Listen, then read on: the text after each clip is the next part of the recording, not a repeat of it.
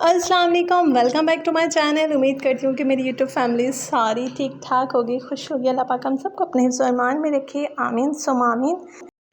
तो जी, दिन का आगाज़ हो गया है, नाश्ता वगैरह सबका डन हो गया है और अभी मैं बनाने लगी हूँ सालन। मेरी कोशिश होती है कि फ़ौरन से जल्दी से सालन बना लिया करूँ, क्योंकि जैसे जैसे दोपहर होती है ना, बहुत ज़्यादा गर्मी हो जाती है किचन में। तो मेरा बस होता है कि सुबह उठते ही जो है ना, बंदा थोड़ा फ्रेश होता है, नाश्ते के बाद एनर्जी आई हुई होती है, तो फिर जल्दी जल्दी काम कर लिया करूँ, आटा भी गूँध लूँ, सालन भी बना लूँ और भी कोई जो छोटे मोटे काम है वो भी कर लूँ। उसके बाद जो बिल्कुल दोपहर का जो 2 ढाई 3 का टाइम होता है ना, उसमें फिर बंदा जो है ना, वो कमरे में जाके बैठ जाए थोड़ी देर।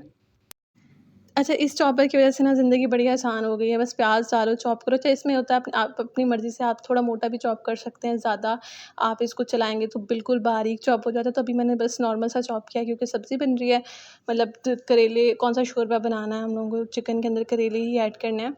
तो बस मैं चिकन का सालन बना लूँगी और फिर करेलों को जो है ना, अभी यहाँ पे मैंने नमक और हल्दी लगा के रखा हुआ है। फिर इनको जो है ना, मैं हल्का सा जो है ना फ्राई करूँगी और फिर चिकन के सालन में ऐड कर लेंगे। मज़ेदार से जो है ना, हमारे करेले गोश्त रेडी हो जाएँगे। अच्छा, आजकल मुझे जो है ना, बहुत ज़्यादा गर्मी लग रही है, इतनी ज़्यादा कि मतलब पहले इतनी ज़्यादा नहीं लगती थी। अब तो मैं थोड़ी देर भी ज़्यादा खड़ी हो जाती हूँ ना किचन में, तो मेरा जो है ना, दिल घबराने लग जाता है। जैसे जिस्म से हीट निकलती है ना, उस तरह का सीन हो रहा है। तो लास्ट मैंने व्लॉग अपलोड किया था, सबने बहुत सारी दुआएँ दी, सबका बहुत शुक्रिया।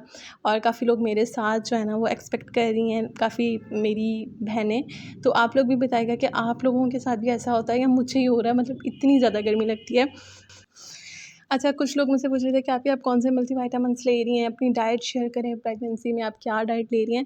तो इंशाल्लाह सब चीज़ें आहिस्ता-आहिस्ता आप लोगों के साथ शेयर करूँगी। तबीयत ठीक नहीं रहती, इस वजह से जो है ना, व्लॉग कम बनाती हूँ, मगर कोशिश करूँगी कि व्लॉग साथ-साथ बनाऊँ और आप लोगों को दिखाऊँ डाइट भी अपनी। अच्छा, मैं जो है ना, वो कोई मल्टीविटामिन नहीं लेती, क्योंकि मुझे सीवियर किस्म का नौसिया जो है ना, वो अभी तक अभी थोड़ा कम हुआ है जाके जो है ना, अल्हम्दुलिल्लाह मेरे 3 मंथ जो है ना, वो कंप्लीट हो गए हैं। उसके बाद वाला टाइम चल रहा है। तो मैं सिर्फ़ जो है ना, वो फ़ोलिक एसिड लेती हूँ और अब मैंने खुद से जो है ना, मेरी डॉक्टर ने तो मुझे नहीं बोला, क्योंकि मेरा जो है ना, वो नोज़िया, वॉमिट मुझे अक्सर इश्यू रहता है, तो वो कह रही थी कि नहीं लो तुम ना जो होता है, क्या होता है, विटामिन डी और आयरन। मगर अब जो है ना, मुझे क्योंकि मेरा विटामिन डी भी कम है, आयरन भी, तो मैं खुद से जो है ना, वो लेना शुरू कर दिए हैं मैंने ये दोनों टैबलेट। मगर वही होता है, किसी दिन लेती हूँ, किसी दिन नहीं लेती। मतलब प्रॉपर एक जो मल्टीविटामिन आप ले रहे होते हैं ना, उस तरह मैं नहीं ले रही, क्योंकि जो है ना, मुझे मतलब हज़म नहीं होती। जैसे मैदा अपसेट हो जाता है ना, उस तरह का सीन हो जाता है मेरे साथ। तो यहाँ पे माशाल्लाह मेरी बेटी सारा दिन अपने बाल बनाती रहती है और इसके बाल इतने ज़्यादा लंबे हो गए हैं, सब कह रहे हैं कि इसके बाल कटवा दो, मगर मेरा बिल्कुल दिल नहीं करता इसके बाल कटवाने का। अच्छा, बहुत अच्छी नहीं है इसके बालों का टेक्सचर, मगर ये है कि पहले से काफ़ी अच्छा हो गया है। पहले तो बिल्कुल ही इसके बाल रफ़ से होते थे, मगर अब जैसे-जैसे बड़ी हो रही है ना, तो बाल अच्छे होते जा रहे हैं इसके। तो जी, यहाँ पे जी ये मैं हूँ। अच्छा, मैंने वेट भी काफ़ी गेन कर लिया है, मैं पहले आप लोगों को बता दूँ। और बाकी जी, अभी मैं करने लगी थी डस्टिंग रूम की और साथ में बेडशीट पत्ते चेंज करूँगी और मिराल बैठी हुई है यहाँ पे देख रही है कार्टून। अच्छा, मुझसे ना कुछ मेरी बहनों ने पूछा था कि आप जो है ना, नौसिया के लिए, वॉमिटिंग के लिए आप क्या इस्तेमाल कर रही थी? किस चीज़ से फ़र्क पड़ता है? शायद उनको भी हो, तो उन्होंने इस तरह का कमेंट किया था कोई, मुझे उनका नाम याद नहीं है। तो मुझे जो है ना, किसी चीज़ से फ़र्क नहीं पड़ रहा था। मुझे बहुत ज़्यादा जो है ना, वो वॉमिटिंग, और इवन कि मैं टैबलेट भी लेती थी, उसके बावजूद जो है ना, मुझे वॉमिटिंग हो जाती थी। और स्टिल अभी भी मेरे साथ यही सीन है। मैं गोश्त देख लेती हूँ, चिकन कच्चा जो होता है ना, अच्छा फ्रीज़ किया हुआ चिकन से नहीं होता, पके हुए चिकन से नहीं होता, जो कच्चा बिल्कुल थोड़ा मतलब फ्रेश जो होता है ना, गोश्त जिसके अंदर से ब्लड निकल रहा होता है, तो वो, ओह माय गॉड, उसकी स्मेल मुझे इतनी बुरी लगती है, उसको देख के ही मुझे वॉमिट आ जाती है। तो हमारे घर में बनता ही मोस्टली चिकन है, तो अब जो है ना, पहले मैं खुद साफ़ करती थी, अब मैंने अपनी मदर इन लॉ को कहा कि जब चिकन बाहर से आया करे, तो आप उसको जो है ना, वो पैक करके रख दिया करें, वरना मैं देखती हूँ ना, मुझे वॉमिट शुरू हो जाती है। तो अब जो है ना, बस मैं उसको नहीं देखती, जब वो फ्रीज़ हो जाता है, तो फिर बस मैं उसको पका लेती हूँ। बाकी वही फ़ालसा ला के रखा होता था और जो है ना, वो फ़ंटा टैबलेट, ये सब चीज़ें, इनसे थोड़ा जो है ना, वक़्ती तौर पे वॉमिट रुक जाती है। बाकी इसके अलावा कोई ख़ास जो है ना, वो मेरे पास इस तरह की कोई भी चीज़ नहीं है, मैं आप लोगों को बोलूँ कि इस चीज़ से बिल्कुल आराम आ जाता है। दही खा लें, रायता खा लें, कोई खट्टी चीज़, अचार, ज़्यादा दिल ख़राब हो रहा है, तो इन चीज़ों से जो है ना, थोड़ा फ़र्क पड़ जाता है। मतलब मुँह का टेस्ट चेंज हो जाए, तो वॉमिट रुक जाती है। तो बस आप लोगों ने दुआ करनी है, अल्लाह पाक खैर खैरियत से जो है ना ये टाइम गुजारे। गर्मी बहुत ज़्यादा है और गर्मी की वजह से जो है ना वो ज़्यादा तबीयत ख़राब हो जाती है। तो यहाँ पे जी मैं डस्टिंग कर रही हूँ। अच्छा, मुझे ये अपने साइड टेबल से ज़हर लगने लग गए हैं क्योंकि इनके ड्रॉर जो है ना वो बंद ही नहीं होते। इनके रैक मिराल ने ख़राब कर दिए हैं, तो वो खुल जाएँ तो खुले रहते हैं, बंद हो जाएँ तो फिर वो जो है ना खुलते नहीं हैं। इस तरह का सीन हो गया और मिराल ने पूरे फर्नीचर पे इतनी लकीरें मारी हुई हैं ना। अच्छा, ये साइड टेबल हैं भी काफ़ी बड़े और इनके अंदर भी मैं कोई चीज़ नहीं रख सकती क्योंकि मिराल रहने नहीं देती और ऊपर भी नहीं। तो मेरा है कि इन साइड टेबल्स को निकाल दूँ और अपना ड्रेसिंग टेबल भी निकाल के ड्रेसिंग टेबल की जगह पे ड्रेसिंग टेबल अलग से बनवा लूँ और साथ में जो है ना मतलब विद छोटी सी वार्डरोब, ताकि बच्चे के कपड़े वपड़े उसके अंदर आ जाएँ, जो न्यू बेबी आ रहा है। तो आप लोग मुझे मशवरा दीजिएगा कि मैं ऐसा करूँ या ना करूँ। मेरा बिल्कुल मतलब जो है ना इस ड्रेसिंग टेबल के ड्रॉर भी इन पे लॉक वगैरह नहीं लगा हुआ, तो वो भी मिराल की वजह से मैं खाली रखे हुए हैं। ऊपर भी कुछ नहीं रख सकती क्योंकि मिराल का हाथ पहुँच जाता है मैडम का। अच्छा, तो यहाँ पे जो है ना मैं ये पैराशूट का कोकोनट ऑयल दिखा रही थी आप लोगों को। अच्छा, स्ट्रेच मार्क्स के लिए मुझसे काफ़ी लोगों ने पहले भी पूछा था, मैं हमेशा भूल जाती हूँ बताना ना कि स्ट्रेच मार्क्स मिराल की दफ़ा जो मुझे पड़ गए थे वो मैंने कैसे ख़त्म किए।